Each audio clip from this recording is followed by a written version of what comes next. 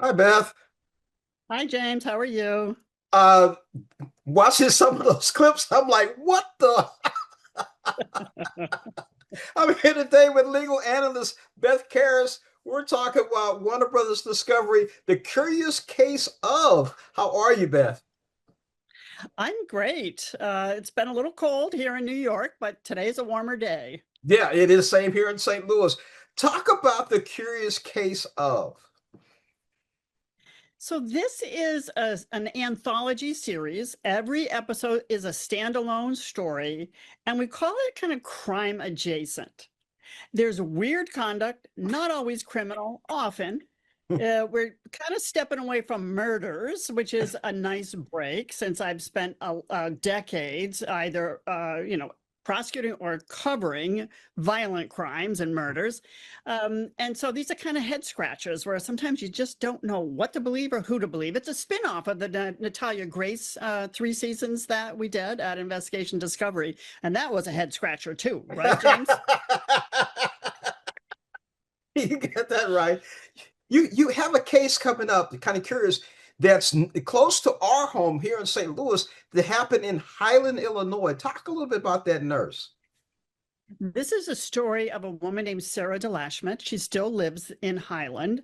And for at least 20 years, at least the past 20 years, I know going back to at least 2005, maybe earlier, she would lie about her condition or things going on in her life. She made people believe she was a cancer survivor. At one point, she faked paralysis from the neck down. She's faked pregnancies. She's befriended people who were special needs, uh, and then telling them lies about her own life, making this one woman believe that she had a man coming into her life and then he died tragically in a car accident. I mean, it's a crazy story. I don't know that she's ever been diagnosed with something like mentally off, like Munchausen. I don't know that that's ever happened.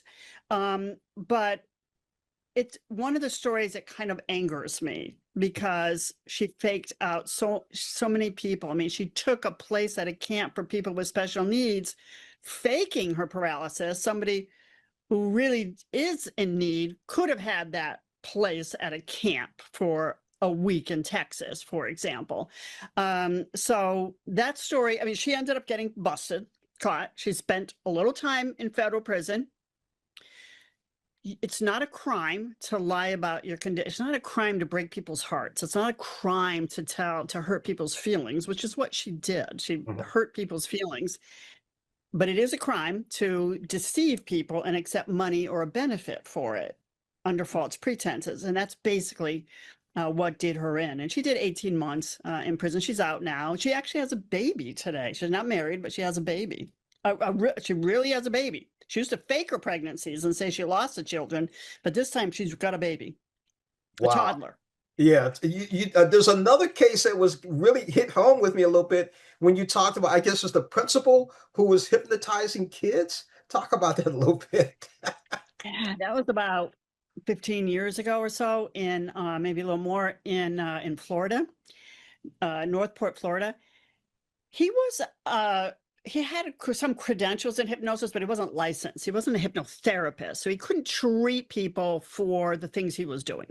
He was treating high school students as their principal in his office for anxiety before test taking, maybe college entrance exams, performance on the athletic field, pushing through the pain.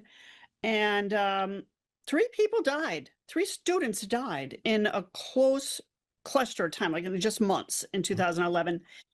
One, according to his girlfriend, who survived a car crash when her boyfriend was driving, the star, like quarterback on the football team, he, like, his eyes rolled back in his head and it was like he went into an altered state. And so you got to wonder whether or not he learned the self hypnosis that the principal would teach students to do to push through pain. So I mean, he was not, I mean, it's hard to prove causation, right? So, there was a civil case against him. He did lose his job. Then 2 other students took their own lives, and they had been treated by him close in time to taking their own lives. So it's a little weird. That one was like, what in the heck what was he doing? He was treating them without being properly licensed. He was certified. He had a week training in hypnosis, but he wasn't licensed for therapy. You can't mess with young people's minds like that, right? I mean, we know teenagers have a hard enough time just dealing with all the changes in their body, their hormones, life. Uh, some are bullied, and I mean, they need professionals dealing with their tender brains. You know what? You said what the heck? I think you should name the show "What the." But we're talking about the serious case. I want to say that. I've been speaking with legal analyst Beth Karas. You got to watch this, The Curious Case of, premieres Monday the 12th, and the episode about the Highland nurse premieres February the 23rd. Beth, thank you so much for joining us on Morning Blend. You did get come to St. Louis. I got a few people you might want to look into. Absolutely. We'll talk. Thanks for having me. Thanks, Beth.